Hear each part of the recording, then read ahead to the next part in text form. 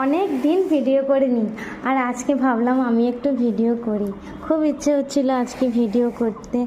সেরকম কোনো প্রবলেম কিছু না, প্রবলেম হচ্ছে একটু টেনশনের মধ্যে, মানসিক চাপের মধ্যে ছিলাম, যার জন্য ভিডিও করতে ইচ্ছে করতো না, এটাই প্রবলেম। আর অতিরিক্ত গরম পড়েছে, আর যেহেতু আমার এটা হচ্ছে বাবুর স্কুলের জন্য এখানে থাকা, তো এখন এই মুহূর্তে এখানে আছি। তবে বাবুর স্কুলটা চেঞ্জ হয়েছে, তো যার জন্য আবার বাড়ি যাব।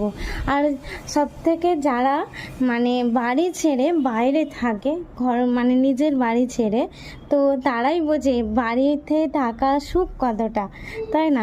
এই যে বাড়িতে নেই, বাড়িতে যে থাকলে কত যে সুখ শান্তি, সেটা আমরা অনুভব করতে পারি।